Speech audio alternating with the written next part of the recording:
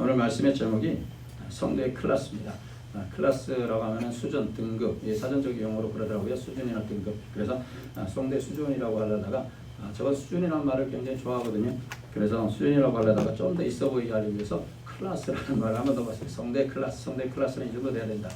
그것이 우리 입장에서 정해진 것이 아니고 우리 하나님께서 너희들은 성도이니까 하나님의 자녀니까 이 정도 클래스는 돼야 되지 않느냐라는 것을 우리에게 가르쳐 주시는 그런 말씀입니다. 그래서 오늘 제목이 성도의 클래스입니다. 우리는 이 정도는 돼야 된다라는 얘기예요. 이 정도는 우리가 이 정도쯤은 돼야 되지 않느냐라는 것을 말씀을 통해 생각해 보도록 하겠습니다. 수준에 맞게 살아야 된다는 것이죠. 그리스도인은 그리스도인답게 살아야 됩니다. 이 그리스도인답게 살아야 된다라는 것은 수준에 맞게 좀 살아야 된다라는 얘기입니다. 저는 개인적으로 이 수준 있는 사람 이 말을 개인적으로 많이 좋아합니다. 그래서 저희 집 가운도 언제든지 수준 있는 삶을 살자, 이것이 제 가운입니다. 그러니까 개인적으로 제 자녀에게도 항상 수준 있게 살아야 된다, 수준 있게 살아야 된다, 수준 있게 살아야 된다라고 얘기를 많이 합니다. 수준 있게 살자고 하니까 절대로 오해하셔서는 안 됩니다. 좋은 옷을 입고 또 비싼 음식만 골라 먹고, 비싼 식당 가서 뭐 비싼 음식 골라 먹고, 또 아울러서 뭐 좋은 차 타고 다니고, 이것이 수준 있는 것이냐? 아니란 얘기예요. 그리스도인의 수준을 말하는 겁니다. 그리스도인의 수준. 그리스도인이라면 그에 어울리는 생활을 하자 이 말입니다. 어울리는 생활을 해야 그것이 바로 그리스도인이 수준 있게 사는 것이고 성도의 클래스입니다. 뭐 잘 먹고 잘 살고 좋은 데 다니고 좋은 옷 입고 좋은 차 끌고 좋습니다. 저는 그것을 반대하는 게 아닙니다. 저는 그것을 굉장히 권면하는 축에 들읍니다. 성도라고 해 성도는 더 하나님의 주신 복을 누려야 된다고 나는 생각하고 있기 때문에, 그러나 우리가 그리스도인이라면 그에 어울리는 삶이 무엇인가를 우리가 생각은 한번 좀 해봐야 될 거 아니겠습니까? 이 그리스도의 수준이라는 것은 그런 쪽의 수준이 아니고, 죄를 지었을 때 정말로 처절하게 내가 왜 이랬을까 하면서 처절하게 반성하는 모습. 죄가 나한테 들어왔을 때 이 죄에 지면은 자존심 상하는 그러한 모습, 이런 거 말입니다. 죄가 나에게 덮쳐왔는데 그 죄를 따라서 살아가는 모습은 성도의 클래스가 아닙니다. 그렇기 때문에 이 성도의 클래스라고 하면은 죄가 나에게 왔을 때 그 죄를 물리치는 클래스, 혹은 그 죄가 나를 덮쳐가지고 내가 죄에 빠져서 허덕이면은 정말로 자존심 상해서 견딜 수 없는, 내가 죄에 또 졌구나, 내가 죄에 또 빠졌구나, 뭔가 이렇게 억울해하는, 뭔가 자존심 상해하는, 개나 소나 안 물어가는 그 자존심 말고, 우리는 죄에 졌을 때 하나님 앞에 정말 부끄러운 모습, 자존심 상한다 이거예요. 뭔가 그런 쪽의 수준 말입니다. 그리스도인으로서 진면모를 보이는 것을 말을 하는 겁니다. 이 세상에 살지만은 이 세상의 가치에 물들지 않고 오히려 하나님의 가치로 세상을 변화시켜 나가는 그러한 삶을 말을 하는 것입니다. 수준 있는 생활을 하지 않으면 세상을 무의미하게 살게 되고요. 여러분 엉뚱한 방향에서 인생 모두를 걸게 됩니다. 그리고 후회하는 인생을 살게 됩니다.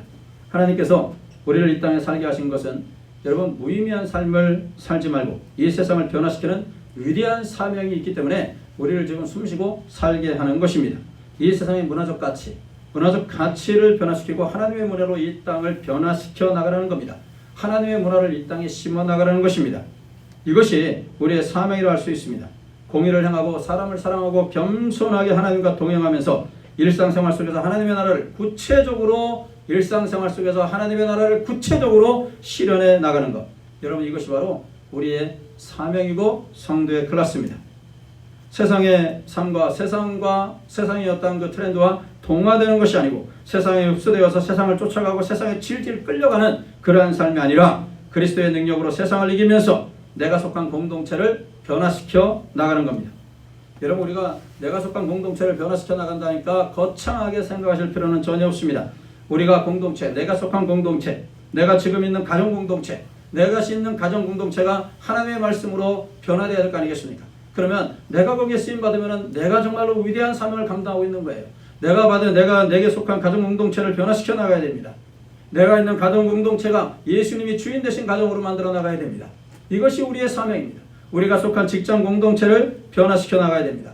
그리스도인답게 생활하는 것을 말하는 거예요. 가정 공동체에서 내가 그리스도인답게 사는 거, 직장 공동체에서 내가 그리스도인답게 사는 거, 그리스도인으로서 진면모를 보이는 거, 여러분 이것을 말을 하는 것입니다. 이것이 바로 그리스도인의 사명이고 이 사명을 다하는 삶을 사는 것 바로 그리스도인의 수준을 지키면서 사는 것이라고 말할 수 있습니다. 그래서 오늘 그리스도인의 삶의 수준을 보여주는 대표적인 말씀 구약에서 저는 이사야 40장을 한번 예를 들어봤고 마태복음 5장 신약에서는 마태복음 5장을 한번 함께 나눠보는 시간을 갖기를 원하는 것입니다. 먼저 구약에서 말하는 성도의 클래스가 어느 정도인가 서로 좀 맥을 같이 하는 말이 좀 비슷한 말을 좀 골랐어요. 이사야 40장과 마태복음 5장이 이사야 선지자를 통해서 하나님께서 말씀하시는 것 그리고 예수님께서 말씀하시는 그 말씀과 좀 맥을 같이 하는 그런 말씀을 골랐습니다. 이사야서 40장 27절에서 31절 말씀 오늘 본문 말씀이죠. 이 말씀을 보시면은요 이스라엘 백성들이 정말로 어려운 상황이었죠. 정말로 어려운 상황. 722년에 북이스라엘이 멸망을 당하고 586년에 남쪽 유다 사람들이 유다 백성들이 멸망을 당해서 바벨론 포로 생활을 하고 그러니까 한마디로 나라가 종말을 구하는 그 시점에 나라가 있었다는 얘기예요. 이런 시점에서 이스라엘 백성들이 하나님 앞에 막 외치는 거예요. 뭐라고 외치냐면은 야곱아 어째 내게 말하며 그러니까 야곱아라는 것은 이스라엘 백성들 아닙니까? 이스라엘 백성들이 하나님께 말합니다. 뭐라고 말하냐면은 이스라엘아 내가 이르기를 내 길은 여호와께 숨겨졌으며 이렇게 내 길은 여호와께 숨겨졌다. 내 길은 여호와께 숨겨졌다라는 것은 바벨론 포로 생활의 고통을 의미하는 겁니다. 바벨론 포로 생활을 70년 하지 않았습니까? 바벨론 포로 생활의 고통, 가시밭길을 걸어간다는 거예요. 가시밭길. 이스라엘 백성들이 생각할 때 우리의 걸음걸음이 가시밭길 같다 이 말이에요. 가시밭길. 가시밭길을 걸어가는 정말로 포로 생활 얼마나 어려운 생활입니까? 가시밭길을 걸어간다라는 얘기. 그리고 또 보시면은요. 내 길은 여호와께 숨겨졌으면 내 송사는 내 하나님에게서 벗어난다는 내 송사라는 게 뭡니까 여러분? 송사는 인간의 기본적인 권리를 박탈당하는 현실을 말하는 겁니다. 인간의 기본적 권리가 박탈을 당하는 거예요. 여러분 우리도 과거에 우리나라가 일본의 어떤 그 속국이 되었을 때 그 속에서 우리가 얼마나 우리의 권리를 박탈당했습니까? 우리 이름도 제대로 쓰지 못하는 그런 권리를 박탈당하는 거예요. 이 권리를 박탈당하는 이러한 현실. 가는 길이 험하고 또 험합니다. 걸음걸음이 가시밭길입니다. 매일매일의 삶이 가시밭길입니다. 그리고 권리마저도 다 박탈당했습니다. 이러한 현실에서 우리 하나님께서 성도의 클래스를 말하는 거예요. 그러한 현실이라 할지라도 그러한 현실 속에서도 그런 모든 상황 속에서도 오직 여호와를 앙망하는 자세 이겁니다. 오직 여호와를 앙망하는 자세. 그래서 31절에 보시면은 오직 여호와를 앙망하는 자는 새 힘을 얻으리니 독수리 날개치며 올라감 같을 것이요 이렇게 말하고 있지 않습니까? 여호와를 앙망하라는 거예요. 성도의 수준이 어느 정도입니까? 내 가는 길이 가시밭길이고 어렵고 힘들고 또 어렵다 할지라도 내가 정말 누릴 수 있는 권리를 다 박탈당한다 할지라도 여호와 하나님을 앙망하는 것. 앙망이라는 게 뭡니까? 악망이라는 것은 자기의 요구나 희망이 실현되기를 우러러 바라보는 거예요. 지금 내 현실은 이렇지만 우리 하나님께서 내 모든 현실을 역전시켜 주실 것이다 라면서 주님을 바라보는 거예요. 여러분 이게 바로 성도의 클래스입니다. 어렵다고 해서 옆으로 삐져나가고 힘들다고 해서 옆으로 삐져나가고 권리를 누리지 못한다고 해서 온갖 권리를 주장하면서 사는 것. 여러분 이거는 성도의 클래스가 아니다 이 말씀입니다. 그저 하나님 앞에 바로 하나님을 바라보면서 그저 하나님을 앙망하면서 하나님께서 내 삶을 반드시 역전시켜 주실 것이야 이런 믿음을 가지고 하나님만 소망하면서 사는 것. 여러분 이게 바로 성도의 수준입니다. 오늘 말씀에서 보시면은 모든 상황에 일일이 맞서지 말고 오직 여호와시 영원하신 하나님, 창조주 하나님, 명철이 한이 없으신 하나님, 그리고 우리에게 능력을 주시는 하나님만을 앙망하는 자세. 여러분 바로 이것이 성도의 클래스입니다. 신약에서 말하는 성도의 클래스는 정말로 놀랍습니다. 신약에서 말하는 성도의 클래스는요. 마태복음 5장 39절에서 41절을 통해서 볼 수 있는데 여기서 예수님께서는 세 가지 상황을 말씀하고 있습니다. 세 가지 상황인데요. 예수님의 이 말씀을 보면은 성도의 수준, 클래스가 도대체 어느 정도인가를 우리가 발견하게 되는 것입니다. 너는 이렇게 살아라 라는 얘기에 이렇게 살아라. 이것이 바로 성도의 삶이고 이것이 바로 성도의 수준이고 이 정도는 돼야 된다라는 얘기예요. 우리 포도나무의 모든 성도님들에게도 오늘 예수님께서 똑같이 말씀하시는 거예요. 이 정도는 돼야 된다. 이 정도는 돼야 된다라는 얘기. 이 정도는. 그 첫 번째 상황을 한번 볼까요? 오늘 본문 39절에 보시면은 그런 내용의 말씀이 있지 않습니까? 나는 너에게 이르노니, 우리 같이 한번 읽어볼까요? 시작. 나는 너에게 이르노니 악한 자를 대적하지 말라. 누구든지 내 오른편 뺨을 치거든 왼편도 돌려. 뺨 맞는 거예요. 뺨 맞는 거. 뺨 맞는 거. 여러분 뺨 맞아 보셨습니까? 뺨 맞아 보셨어요? 난 학교 다닐 때 뺨을 하도 맞아가지고 선생님들이 얼마나 때리는지. 왜냐면 본보기로 때리니까 날 잡으면 다 잡을 수 있다고 생각하니까 뺨을 막 때려. 뺨. 지금은 학교에서 뺨 때리면은 바로 고소 들어가지, 그죠? 큰일 납니다, 큰일 나. 근데 과거에는 선생님한테 맞으면은 나올 때 뭐라고 나옵니까? 선생님한테 맞고 나오면서 뭐라고 나옵니까? 감사합니다, 그죠? 때려주셔서 감사합니다. 훈육해 주셔서 고맙습니다, 그러잖아요. 근데 선생님들도 그래요. 선생님들도 왜 뺨을 때려? 뺨 때린다는 것 자체는요, 여러분 인격 모독이에요, 여러분. 그렇지 않습니까? 회초리를 가지고 손바닥을 때리면 모르겠어요. 회초리를 따면 손바닥을 때리면 좋겠는데 왜 일반 애들은 손바닥으로 때리는데 왜 나는 뺨을 때리냐고. 아주 이 나쁜 선생님들. 선생님들이 지금 보시고 계시면 아마 회개할 거야. 아마. 목사를 이렇게 때렸으니 그때는 목사 될지 몰랐겠지. 때렸단 말이야. 뺨을 때리는 것은요, 인격적인 모독입니다. 모욕 중에 모욕이에요. 거기다 대고서 손등으로 맞으면은요, 얼마나 큰 모독입니까? 여러분, 인격적 모독을 당한다 할지라도, 이 말씀이 그거예요. 인격적인 모독을 당한다 할지라도, 모욕을 당한다 할지라도 인내하고 참으라는 거예요. 이게 성도의 클래스예요. 이것이 그리스도인의 삶의 수준이라 이 말씀입니다. 인격적인 모독을 당하는 환경 속에서 네가 내 뺨을 쳐? 어디다 대고 내 뺨을 쳐? 나는 네 뺨을 2번 때리리. 여보, 이게 됩니까? 이렇게 복수를 낳는 삶을 살라는 것이 아닙니다. 이는 이로 갖고 눈은 눈으로 갚으라고 너희는 들었으나 나는 너희에게 이렇게 말한다고 예수님께서 말씀하시는 거 아닙니까? 구약에서는 물론 이는 이로 눈은 눈으로 발은 발로 된 것은 된 것으로 생명은 생명으로 갚으라고 복수법에 기록이 되어 있습니다.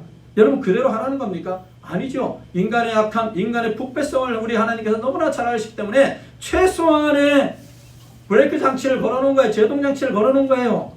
인간이 얼마나 악한지, 인간이 얼마나 부패한지 우리 하나님은 너무나 잘 아시기 때문에 분명히 네 뺨을 한 대 치면은 네가 가서 한 대 때리지 않는다 이 말이에요. 2대 때리지. 인간의 부패성을 너무나도 잘 알기 때문에 우리 하나님께서 제동장치를 걸어놓은 여기까지만 해, 여기까지. 그걸 하라는 게 아니고 여기까지만이라는 제동장치를 걸어놓으신 거예요, 우리 하나님께서. 그런데 우리 예수님께서는 그것을 재해석하셨잖아요. 재해석하신 겁니다, 재해석. 구약 성경에서는 비록 이렇게 기록이 되어 있지만, 율법에는 이렇게 기록이 되어 있지만 내가 재해석한다고 하시면서 내 오른뺨을 맞거든 왼편까지 돌려대라는 거예요. 왼편까지 돌려대라. 참으라는 거예요. 참으라. 대항하지 말라는 거예요. 참으라. 끝까지 참아라. 우리는 얼마나 나에게 바로 오면 우리가 얼마나 리액션을 바로 취합니까? 바로 취하죠. 바로. 얼마나 그 속도가 빠른지 몰라요. 누구도 나에게 도전하지 못해요. 누구도 내 성질을 건드리지 못해요. 이러면서 그냥 치고 들어오면 바로 반격하는 우리의 모습 아닙니까? 근데 그거는 성도라 할 수가 없다 이 말이에요. 성도라면은 나에게 반격을 가하고 나에게 인격적인 모욕을 준다 할지라도 그 모든 상황 속에서 우리는 좀 인내하라는 거예요. 인내하라. 참고 인내하라. 대항하지 말아라. 저항하지 말아라 이거예요. 저항하지 말아라. 우리 성도들의 클래스는 여러분 이 정도 되셔야 한다는 겁니다. 두 번째 상황을 한번 볼까요? 40절입니다. 우리 같이 한번 읽어볼까요? 40절 같이 읽습니다. 시작. 또 너를 고발하여 속옷을 가지고자 하는 자에게 겉옷까지도 가지게 하며. 여러분 속옷을 가지고자 하면은 겉옷까지 주라라는 겁니다. 여러분 이 말씀은 사실 우리가 산상수훈을 배우면서 이미 한 번쯤 해본 말씀이에요. 한번 나눠본 그런 말씀 아닙니까? 지금 산상수훈이 여러분이 이제 여담으로 산상수훈을 좀 기대하셔도 좋을 것 같아요. 이제 책으로 제가 좀 내려고 출판사 지금 계속 알아보고 있는데 비용이 너무 비싸서 엄두를 지금 못 내고 있어요. 비용이 너무 비싸요. 왜냐면 책 이 페이지 수가 한 300, 400페이지가 되더라고요. 그러니까 마태복음 5장, 6장, 7장 이렇게 나가니까 그래서 지금 못 내고 있어요. 근데 이 페이지 수가 엄청 늘어나 버리니까 이거 냈으면 좋겠다. 한국 교회에 한번 이 책을 한번 내놨으면 좋겠다 이렇게 생각하고 있는데 기대는 하고 계십시오. 기도 많이 해주십시오. 그때 나온 그런 말씀이기는 해요. 속옷을 가지고자 하면 겉옷까지 주라. 속옷 가지고 하면 겉옷까지 주라. 일반적으로 당시 유대인들의 이 삶을 보시면 우리가 이해가 되는데요. 속옷을 일반 서민들은 2벌 정도 가지고 있다고 합니다. 2벌로 평생을 살아가는 거예요. 그리고 이 겉옷은 통옷으로 원피스 같은 그러한 옷입니다. 그런데 속옷을 가지고자 하면은 내 겉옷까지도 아예 벗어주라는 말씀에, 내 겉옷까지. 여러분, 이 말씀의 의미는 권리를 상실당했을 때, 권리를 상실당했을 때, 내가 가지고 있는, 내가 가질 수도 있는 권리를 상실당했을 때조차도, 그때조차도 너희는 법정에 고소하지 말라는 거예요. 법정에. 내 권리를 잃어버렸어. 내 권리를 상실당했어. 그러니까 법정에 고소해야 해. 아주 크리스천이면서요, 얼마나 사회법정에 고소하고 고발하고 하는지 몰라요. 목사가 장로와 성도들을 고소하고, 성도와 장로들이 목사들을 고소하고, 그래서 막 서로 싸우고, 법정에 가서 싸우고, 목사 쪽 변호사, 장로 쪽 변호사, 성도 쪽 변호사 해가지고 서로 싸우고, 이게 무슨 망신입니까 이게? 해결을 봐도, 문제가 발생됐으면 해결을 봐도 교회 안에서 봐야지. 하나님의 영광을 가리는 행위 아닙니까? 하나님께서 그 영광 받으시겠어요? 하나님께서 완전히 망신살 뻗치는 거 아니겠습니까? 거기서 재판하는 검사나 판사나 판사들이, 저희 검사나 변호사나 판사들이 뭐라고 하겠습니까? 야, 교회 참 꼴 좋다 할 거 아니에요. 그렇게 지나치게 하지 말라는 거예요. 양보하고 지나치게 얘기하지 말라는 거예요. 지나치게 고소하고 지나치게 싸우지 말라 이 말이에요. 지나치게. 아무리 성질이 난다 할지라도. 전 지난주에 얼마나 반성했는지 몰라요. 그래 얼마나 후회했는지 몰라요. 왜 그러냐면은 제 주차장 있지 않습니까? 안 들어야 되는데 제 주차장 있잖아요. 주차장에 계속해서 며칠 차를 대놓고 내가 오면 천하고 빼고 똑같은 차가 계속 그러는 거예요. 아, 가만히 보니까 승질이 슬슬 올라와요. 막 쭉쭉 올라오는 거예요.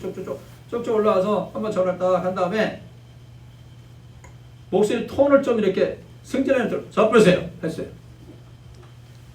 여자분이거든. 남자분이면 좀 더 심하게 하겠는데 여자분이니까 뭐 승질 잡으세요. 아주 딱 한마디로 딱 끊어버렸어요. 너무 화가 나는 거야. 딱지가 얼마나 저를 뭐 자주 갖다 대고 웃으면 갖다 대고.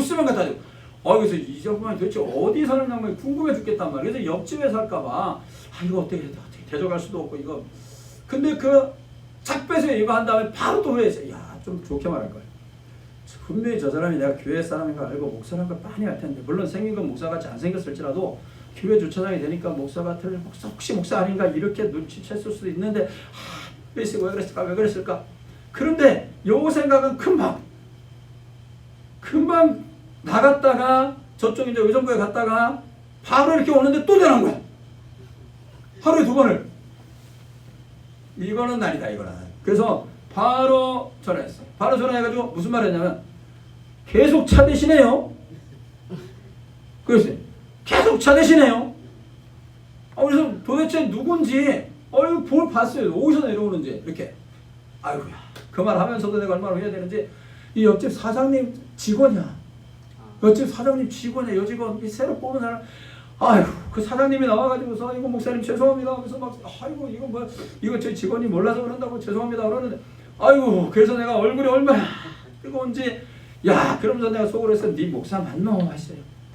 아무리 생긴 게 목사같이 안 생겼어도 행동이라도 말이라도 목사처럼 하지. 아이고, 그거 빼달라면 몇 번이고 전화해가지고 빼달라면 빼주는 걸 더 그렇게 승질내는.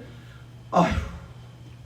그래서 내가 차 없을 때 차 대세요 라고 말하려다가 여기까지는 아니야.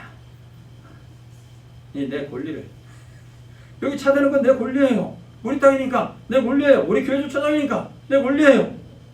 그거 찾아먹으려고. 그거 뭘 대단한 거라고. 그거 안 찾아먹으면 어떻다고. 그냥 전화 하루에 대면 그냥 나와서 몇십 번이고 그냥 전화하면 빼주시는데, 그냥 나와서 죄송합니다 하고 빼주시는데 뭐가 그렇게 승질난다고 자 빼세요. 계속 떼시네요. 이게 목사 맞노노. 여러분 지나치게 권리 주장하지 말라 이 말이에요. 이게 성도의 클래스가 아니에요. 저는 그 순간 회개한 거, 이 말씀 준비하면서 그 상황이 벌어졌으니 얼마나 너 목사 클래스 맞냐 이거예요 한마디로. 일반 성도의 클래스도 그러면 안 되는데 너 목사 클래스, 목사 수준 맞냐 이 말이에요. 아니란 말이에요. 여러분, 성도는 성도의 클래스가 있는 거예요. 지나치게 사회법정에 고소하고 내 권리 찾아먹으려고 그러지 말라 이 말이에요. 이건 성도의 클래스가 아니에요. 성도는 성도의 클래스가 있고, 목사는 목사 클래스가 있고, 장로는 장로 클래스가 있는 거예요. 권사는 권사 클래스가 있는 거예요. 그 수준에 좀 살아라 이 말이에요. 그 수준에. 어느 생활도 마찬가지고 모든 생활에서 그 수준에 좀 맞게 살아라 이 말이에요. 맞게. 교회 목사가 사기치고 장로가 사기치고 권사가 사기치고 이게 무슨 이게 성도의 클래스예요. 맞지 않습니다. 너무 지나치게 내 주장 내세우려고 내 권리 내세우려고 권리 찾아먹으려고 너무 지나치게 화내고 너무 지나치게 그러지 말라 이 말이에요. 그거는 맞지 않습니다. 세 번째 상황 한번 볼까요? 세 번째 상황 41절 보세요. 이 세 번째 상황이거든요. 예수님 말씀하시는 거. 세 번째 상황 우리 같이 읽습니다. 시작. 또 누구든지 너로 억지로 오리를 가게 하거든 그 사람과 심리를 동행하고 당시 로마의 군인들의 권리를 이해하셔야 될 것 같아요. 당시 로마의 권리들은 이 군인들은 아무나 잡습니다. 아무나 잡아가지고 오리 정도는 동행하게 할 수 있었어요.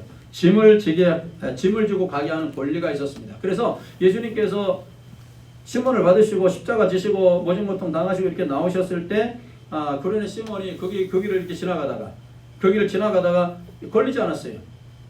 로마 병정이 야 너 일로 와봐 했잖아요. 너 일로 와봐. 이 십자가 좀 대신 줘. 이랬잖아요. 그러니까 그러는 시몬이 시키는 대로 할 수밖에 없는 거예요. 그 십자가 진 거 아니에요. 근데 그 십자가 짐으로 해서 우리가 또 어떤 그 메시지를 얻을 수 있어요? 억지로 졌는데 억지로 십자가 진다 할지라도 하나님께서 복을 주시고 그 후손들이 잘 되는 복을 받지 않았습니까? 그러는 시몬이요. 엄청난 일이 벌어지는 거예요. 그러니까 로마 군인들은 이렇게 권리가 있었습니다. 그런데 이 오리 한 2km 정도로 계산이 되는데 이 오리 정도를 동행하게 하면은 아예 너는 심리를 동행해줘라. 이거예요. 심리를 동행해줘라. 이 말은 무슨 말인가? 우리에게 어떻게 적용할 수 있냐면은 네 자유를 박탈당했을 때, 네 자유를 상실당했을 때, 네가 하고자 하는 일들을 못하게 됐을 때, 그리고 내가 정말 하기 싫은 일을 하게 됐을 때 절대로 화내지 말고 불평하지 말라는 말씀입니다. 내가 하고 싶은 일을 하지 못하고 하기 싫은데 억지로 하는 일. 그런다 할지라도 화내지 말아라. 불평하지 말아라. 원망하지 말라는 거예요. 내가 하고 싶은 일을 못한다 할지라도 불평하지 말고 그리스도인의 자세를 지켜나가라 이 말씀입니다. 내가 하고 싶은 일을 못한다 할지라도 과거에는 내 시간을 뺏는 걸 굉장히 저는 싫어했습니다. 굉장히 싫어했어요. 왜냐하면 그때는 그냥 우리 성도님들께서 가끔 간증 들으시겠지만 그때는 이렇게 말씀 준비하는 시간도 있고 영어 공부하느라고 또 다른 언어 공부하고 막 이러느라고 누군가 내 시간을 이렇게 터치하는 걸 굉장히 싫어했어요. 그게 상대가 누구든 간에 제 아내든 간에 그건 싫어했어요. 그 내 시간을 다 한 다음에 짜투리 시간 가지고 몰랐어요. 그런데 그게 아니더라고요. 하나님의 말씀으로 깊이 들어가고 예수님의 말씀하신 것을 우리가 가만히 생각해 보면 아니라 내 시간을 좀 침해당한다 할지라도 내 자유를 좀 침해당한다 할지라도 우리가 배려하라 이 말이에요. 원망하지 말고 불평하지 말고 배려하라 이 말이에요. 배려하라는 거예요. 이게 바로 여러분 성도의 수준입니다. 성도의 클래스입니다. 케이스 스터디로 어떤 사례를 한번 생각해 볼까? 한번 성경을 쭉 인물들을 한번 고찰해 봤는데 성도의 클래스를 보여주는 인물이 바로 요셉이라는 인물일 것이라고 생각이 됩니다. 그래서 케이스 스터디로 요셉을 한번 우리가 생각해 볼 텐데요. 요셉은 정말로 그리스도인의 삶의 수준을 보여줬던 삶의 수준에 맞게 살았던 그러한 인물입니다. 요셉은 우리가 잘 아시다시피 굉장히 극한 상황에 처했던 사람 아닙니까? 어린 시절에 형제들의 미움을 받아서 애굽으로 팔려가는 신세. 그 신세 이게 바로 요셉이에요. 부모님하고 생이별을 하게 됐고 또 깊은 절망감에 빠져버렸던 사람이에요. 물론 생모는 돌아가셨죠. 이 팔려나갈 때. 그렇죠. 요셉의 생모 라헬은 죽었습니다. 그리고 처절한 외로움이 요셉을 사로잡았다고 볼 수 있습니다. 이런 극한 상황 속에서 요셉이지만 이런 극한 상황 속에서 요셉이 보여준 그 클래스는 그 수준은 정말로 놀랄 뿐입니다. 놀랄 수밖에 없어요. 요셉은 극한 상황 속에서도 성도의 수준이 어떠해야 하는지를 보여줬던 사람이에요. 형들의 미움을 받아서 애굽에 팔려가는 노예 신세, 애굽의 종으로 팔려갈 때 어떤 모습으로 팔려나갑니까? 손발이 꼭꼭 묶인 채로 끌려갑니다. 잘못한 것도 없습니다. 죄를 지은 것도 없습니다. 그냥 아버지가 요셉을 너무 사랑한 죄, 혹은 하나 굳이 들려면 형들의 잘못을 아버지께 고자질한 죄. 여러분, 이것이 이러한 이유만으로 이 요셉이 팔려가야 됩니까? 형들이 그저 그냥 요셉을 미워한 거예요. 그래서 팔아버린 거예요. 그러나 요셉의 애굽에서의 생활이나 감옥에서의 생활, 그리고 나중에 총리가 된 이후 형들에게 하는 말들을 들어보면은, 야, 성도의 클래스를 여전히 증명하고 있습니다. 요셉은 극한 상황, 억울한 상황, 두려운 상황, 자유를 완전히 박탈당한 상황, 가시밭길의 상황, 이사야서에서 말하는 거, 마태복음 5장에서 말하는 거, 모든 상황을 종합적으로 겪었던 사람이에요. 자유를 완전히 박탈당한 그러한 상황에서도 하나님이 끝까지 나와 함께 하신다. 하나님이 나를 도와주신다.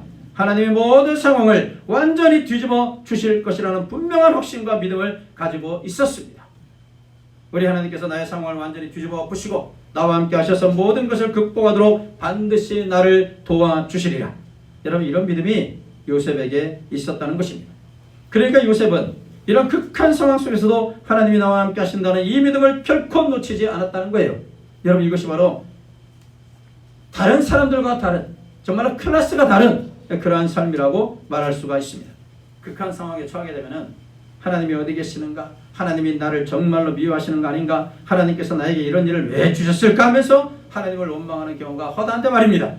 그러나 요셉은 하나님이 나와 함께 하시니, 하나님이 나와 함께 하시니 모든 것을 내가 반드시 이겨낼 수 있으리라, 이 믿음을 가졌다는 것입니다. 극한 상황 속에서도 하나님께서 나와 함께 하신다는 이 신앙을 요셉은 결코 버리지 않았습니다. 아무리 극한 상황 속에서도 하나님을 원망하거나 불평하는 것은 여러분, 그리스도인의 수준 있는 삶이 아닙니다. 그리스도인의 수준 있는 삶은 바로 이런 상황 속에서도 하나님께서 나와 함께 하신다는 분명한 믿음을 갖는 삶이라는 것을 꼭 기억하시는 우리 성도님들이 되시기를 바랍니다.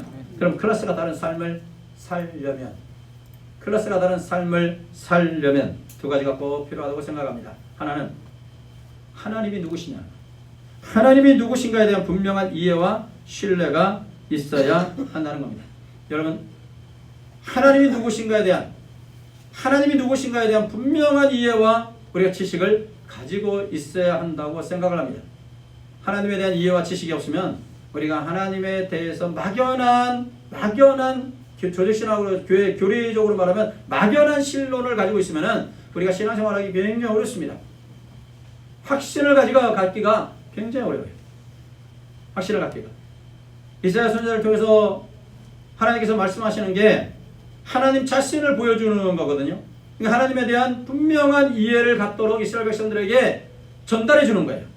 분명하게 하나님은 이런 하나님이시다. 이런 하나님을 알고 이런 하나님을 절대 신뢰하라. 네가 비록 가시밭길을 가고 내 권리가 완전히 박탈되는 그러한 상황이라 할지라도 말이다. 이렇게 말씀하시는 거예요. 이사야 40장에서 하나님은 어떤 분으로 묘사되고 있는가? 이사야 40장에 보면 영원하신 하나님으로 이사야 40장은 묘사하고 있습니다. 영원하신 하나님. 자, 야고보가 어찌하여 내가 말하며 이스라엘아 내가 이르기를 내 길은 여호와께 숨겨졌으면 내 송사는 하나님께 벗어난다느냐? 너는 알지 못하느냐? 듣지 못했냐? 영원하신 하나님 여호와, 이렇게 말합니다. 영원하신 하나님 여호와라는 말씀이 무슨 말씀이냐면은 변치 않으신다는 얘기예요. 하나님의 말씀을 뱉었으면 변치 않으신다는 얘기예요. 이사야 40장 6절 8절입니다. 앞에 스크린에 있습니다. 우리 같이 한번 읽어보도록 하겠습니다. 이사야 40장 6절 8절입니다. 같이 읽습니다. 시작. 말하는 자의 소리여 이르되 외치라. 대답하되 내가 무엇이라 외치리까 하니 이르되 모든 육체는 풀이요 그의 모든 아름다움은 들의 꽃과 같으니 푸른 마르고 꽃이 시듬은 여호와의 기운이 그 위에 불미라. 이 백성은 실로 풀이로다. 푸른 마르고 꽃은 시드나 우리 하나님의 말씀은 영원히 서리라 하라. 아멘. 여기 보십시오. 인간의 육신은 풀입니다. 금방 왔다 사라집니다. 인간은 영원하지 않습니다. 유한한 존재입니다. 그런데 푸른 마르고 꽃은 시드나 우리 하나님의 말씀은 그러잖아요.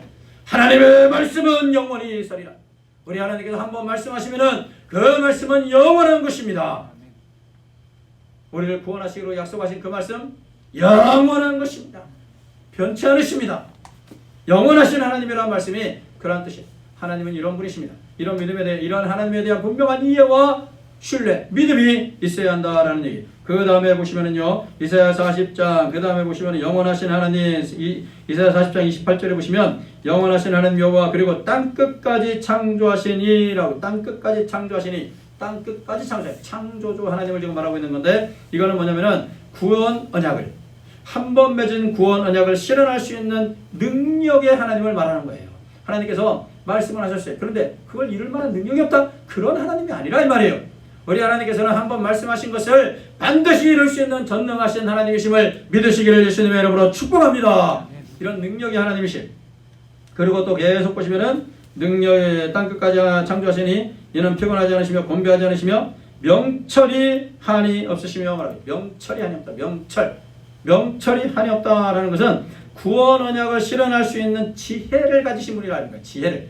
우리 하나님께서는 우리의 구원 언약을 실현할 수 있도록 반드시 완성하실 수 있도록 지혜를 갖고 계시고 전략을 갖고 계시고 우리 하나님께서는 지혜를 가지신 그러한 분이시다라는 얘기예요. 지혜를 가지신 분. 그리고 우리 하나님은 어떤 하나님이십니까? 피곤한 자를 일으켜 세우시는 하나님이라고 오늘 성경은 말하고 있어요. 피곤한 자를 일으켜 세우시는 하나님. 우리가 힘들고 어려울 때 우리에게 와가지고서 우리의 등을 만져주시는 분, 우리의 손을 잡고 이렇게 세워주시는 분, 바로 그분이 여호와 하나님이십니다. 예를 들어서 여러분 지쳐있는 엘리야를 일으켜 세우시는 하나님을 만나지 않습니까? 열왕기상 19장에 가서 보시면요, 엘리야가 지쳐있지 않았습니까? 열왕기상 19장인데 18장에서 무슨 일이 있었습니까? 아합과 이세벨의 선지자 850대 1로 영적 대결을 하지 않습니까? 영적 대결. 이거 파워 인카운터. 영적 대결을 하지 않습니까? 영적 대결. 바알과 아세라 선지자 850명과 엘리야 혼자 딱 서가지고서 기도의 영적 대결을 하지 않습니까? 그래서 하나님의 불이 그 가운데 임하지 않았습니까? 바알과 아세라 선지자들이 아무리 빌고 떠밀어도 재단을 쌓아놓았으나 그 재단에 불이 내려올 수가 없죠. 왜? 거짓 스님들이 어떻게 불을 내릴 수가 없죠. 엘리야가 가만히 있다가 막 놀리기도 하죠. 니네 신이 어디 갔나 보다. 니네 신이 지금 어디 출장했나 보다. 니네 신이 지금 졸고 있나 보다. 막 조롱을 하죠. 그러면서 내가 이제 기도할 때다 하면서 물을 거기다 갖다 보라. 물까지 보라. 그러면서 하나님 앞에 기도했더니 하나님께서 엘리야의 기도를 들으시고 하늘의 문이 열려주고 불이 내려와서 제단을 태우지 않습니까? 이 사건 후에 바로 선지자 850명을 기존신약가로 데려가가지고서 엘리야 선지자가 다 죽이지 않습니까? 이세벨이 이 소식을 듣고 내가 이놈 엘리야를 죽이리라. 요즘 말로 하면 지명수배를 내려버립니다. 그래 엘리야가 도망하지 않습니까? 아니 이런 그 엄청난 850대 1로 싸웠던 그 기도의 전사 엘리야가 도망을 치는 모습도 우스꽝스러워요. 그런데 열왕기상 19장 한 장 넘어가가지고서 바로 지금 엘리야가 무슨 기도를 하고 있냐면요, 엘리야가 이런 기도를 합니다. 무슨 기도를 하냐면 자기 자신을 광야로 들어가 하루 결정 가서 한 로뎀 나무 아래에 앉아서 자기가 죽기를 원하여 이르되 여호와여 넉넉하오니 지금 내 생명을 거두시옵소서. 그러잖아요. 고달파 죽겠다는 거야 한마디로. 내 생명을 거두시옵소서. 이세벨이 나를 죽이려고 하는데 주여 나의 생명을 이제 거두시옵소서. 이게 지금 엘리야의 기도입니까? 지쳐있다는 얘기죠. 완전히 번아웃됐다 이 말이죠. 완전히 다운됐다는 거. 완전히 지쳐있었어요. 더 이상 일어날 힘이 없어요. 그런데요, 이런 기도 드린 다음에 잠깐 누워서 자고 있었는데 우리 주님께서 어떻게 하시는지 보십시오. 로뎀나무 아래에 누워 자더니 천사가 그를 어루만지며 그에게 이르되 일어나서 먹으라. 일어나서 먹으라. 일어나 봤더니 숯불에 구운 떡과 한 병 물이 있었더라. 이렇게 말하고 있어요. 지쳐 쓰러져서 주님 너무 힘들어요. 너무 어려워요. 너무 힘들어 죽겠네요 하나님. 그러면은요, 여러분 우리 하나님께서는 우리에게 다가오셔서 우리를 만져주시는 분이십니다. 여러분이 지쳐 쓰러져 있을 때 기억하십시오. 우리 하나님이 어떤 하나님이신지. 그 하나님은 우리에게 다가오셔서 우리 어깨를 만져주십니다. 떡과 물을 준비해놨다는 것은 해결책을 준비해놨다는 거예요. 우리 하나님께서 다 예배해 놓으십니다. 그러니까 힘들고 어렵고 피곤합니까? 그럼 주님 앞에 나와서 그대로 아뢰세요. 하나님 나 힘들어요. 나 힘들어 죽겠어요. 나 어떻게 하면 좋겠어요. 하나님 앞에 그대로 아뢰십시오. 우리 하나님께서 우리를 만져주실 것이고 우리의 길을 예비해 놓으실 줄로 믿습니다. 이게 바로 우리 하나님이십니다. 이 하나님에 대한 절대 신뢰를 가져야 된다는 거예요. 그래야만 우리가 클래스가 다른 삶을 살아갈 수가 있습니다. 왜? 이런 하나님이 우리와 함께 하시니까, 이런 하나님이 나의 아버지시니까 우리가 클래스가 다른 삶을 사는 거예요. 대적하지 않아도 돼요. 뭐 승질 안 부려도 돼요. 권리 찾으려고 그렇게 뭐 아둥바둥 안 그래도 돼요. 왜? 이런 하나님이 나의 하나님이시니까, 나의 아버지시니까. 우리가 클래스가 다른 삶을 살려면요, 경건의 능력을 갖추어야 합니다. 경건의 능력입니다. 경건의 능력. 마태복음 5장 13절과 14절을 우리 한번 같이 읽어보도록 하겠습니다. 앞에 스크린에 있습니다. 같이 읽습니다. 시작. 너희는 세상의 소금이니 소금이 만일 그 맛을 잃으면 무엇으로 짜게 하리요? 후에는 아무 쓸데없어 다만 밖에 버려져 사람에게 밟힐 뿐이니라. 너희는 세상의 빛이라. 산 위에 있는 동네가 숨겨지지 못할 것이요. 아멘. 여기 보시면 너희는 세상의 소금이고 너희는 세상의 빛이라고 우리 예수님께서 우리에게 어떻게 보면 우리의 정체성을 가르쳐 주신 거예요. 우리에게 닉네임을 붙여주신 거예요. 별명을 붙여주신 거예요. 그 별명이라는 게 뭡니까? 그 사람의 특징 아닙니까? 우리가 별명을 왜 짓습니까? 그 사람의 특징을 보고 별명을 짓는 거예요. 우리 주님께서는 우리 하나님의 백성들에게 너희는 세상의 소금이다, 빛이라고 별명을 붙여주신 겁니다. 빛과 소금이 우리의 정체성입니다. 우리는 빛다운 삶을 살아야 한다는 것이고 소금다운 삶을 살아야 한다는 말씀입니다.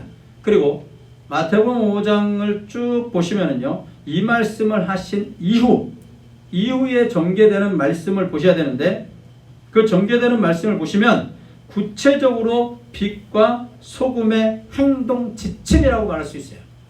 빛과 소금의 행동 지침을 말씀하고 있는 겁니다. 이렇게 마태복음 5장 13절에서 14절에 빛이요 소금이로 이렇게 말씀하시고, 그 다음에는 예수님께서 뭐라고 말씀하시는데, 계속해서 너희들이 이제 어떤 행동 지침을 따라 살아야 되느냐 하면서 노하지 말아라, 그리고 간음하지 말아라, 맹세하지 말아라, 악한 적을 대적하지 말아라, 원수를 사랑해라, 구제하되 은밀히 하라. 행동 지침 아닙니까? 행동 지침.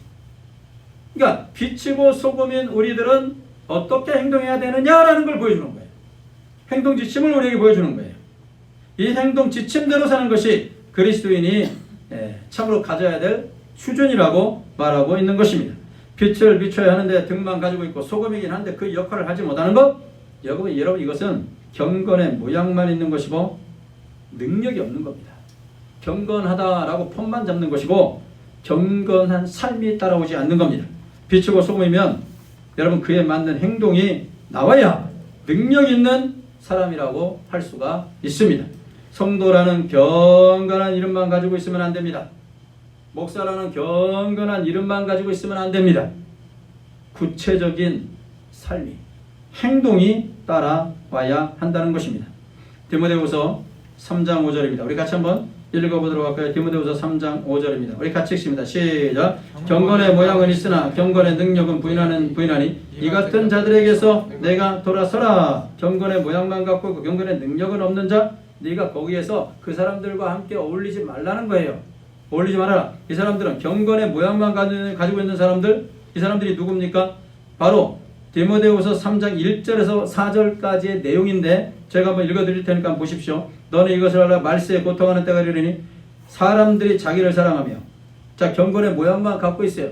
경건한 사람들을 얘기하는 거예요. 사람들이 자기를 사랑하며 돈을 사랑하며 자랑하며 교만하며 비방하며 부모를 거역하며 감사하지 아니하며 거룩하지 아니하며 무정하며 원통함을 풀지 아니하며 모함하며 절제하지 못하며 사나우며 선한 것을 좋아하지 아니하며 배신하고 조급하며 자만하며 쾌락을 사랑하기를 하나님 사랑하는 것보다 더하며, 이렇게 말하고 있어요. 그 다음에 경건의 모양은 있으나 경건의 능력을 부인하는 이 같은 자들에게서 내가 돌아서라. 자, 이 사람들 경건의 모양을 갖고 있어요. 성도라는 경건한 모양을 갖고 있는데 자기를 사랑하고 돈을 사랑하고 자랑하고 교만하고 비방하고 그런다는 얘기예요. 행동이 아무것도 안 나오더라 이 말이에요. 행동이. 경건의 어떤 이름만 가지고 있지 생활 속으로 들어가면은 뭐 부모를 거역하고 감사하지도 않고 거룩하지도 않고 뭐 무정하며 원통함 풀지도 않고 절제하지도 못하고 싸나운 말하고 이런다 이 말이에요. 이러니 우리가 경건의 능력을 발휘할 수 있겠습니까? 경건의 능력을 발휘할 수가 없어요. 윌리스턴 워커라는 교회 사학자가 있습니다. 1860년대 태어난 그야말로 19세기, 20세기의 교회 역사가로서는 정말로 탑을 달리는 그러한 사람이라고 할 수 있는데 세계적인 교회 사가로 유명한데 요즘도 신학생들의 책장에는 이분의 책이 꼭 꽂혀 있습니다. 세계 기독교회사라는 책이 있습니다. 저도 책을 가지고 있기는 합니다만은 성경 속에 나타나는 세계 초대 교회사를 보면은요, 예수님 당시와 예수님이 돌아가신 후에 초대 교회사가 시작되어서 300년 전도까지 초대 교회사가 엄청난 박해 시간들 아니었습니까? 그런데 주목해봐야 될 것은 온갖 박해에도 불구하고 초대교회는 성장을 했다는 거예요. 박해가 있는데 성장을 했다는 거예요. 그 세 가지 이유를 윌리스턴 워커라는 사람은 지적을 합니다. 세 가지 이유 때문이다. 그 첫 번째 이유는 신앙의 지조를 지키기 위해서 목숨을 바친 순교자들이 있었다는 것이고 신앙의 정조를 지켰다는 겁니다. 두 번째는 세상의 온갖 풍조와 지적 도전에도 불구하고 굴하지 않고 성경 원리를 지켜낸 당시의 교회 지도자들이 있었다는 거예요. 그러니까 이단 사조들이 들어오면은 성경의 원리를 가지고 성경을 논증했다는 거예요. 이러한 지적 지도자들이 있었다는 얘기예요. 그리고 세 번째 이유는 온갖 박해도 불구하고 성장한 세 번째 이유는 월등하게 높은 도덕 수준. 이걸 들었습니다. 모럴 하이그라운드. 월등하게 높은 도덕적 수준이에요. 성도들에게서는 도덕적 수준이 높았다는 거예요. 성도들이 누가 봐도 도덕적으로 우월했다는 거예요. 초대교회 성도님들이. 월등하게 높은 도덕 수준을 갖고 살아야 여러분 교회가 신뢰를 얻고 결과적으로 성장하게 되는 것입니다. 왜 우리가 성도라는 경건한 이름을 가지고 있으면서 구체적인 삶이 따라오는 그러한 생활을 하지 못합니까? 간단하게 말씀드리면 존 머레이 같은 칼빈주의 조직신학자는 이렇게 말했습니다. 그 원인은 다른 것이 아니고 명백하게 인식하지 못하기 때문이라는 겁니다. 그리고 그리스도 안에서 하나님의 은혜에 의해 그들에게 속한 지위에 대해서 생각을 갖고 있지 않다는 거예요. 이게 무슨 말이냐면은 자기 정체성을 명백하게 인식하지 못하기 때문이 원인이에요. 존 머레이가 말한 것이. 정직하게 내가 누구냐라는 것을 알지 못한다는 거예요. 자기 정체성에 대한 분명한 인식과 더불어서 경건의 능력을 회복할 때 여러분 클래스가 다른 삶을 살아갈 수가 있습니다.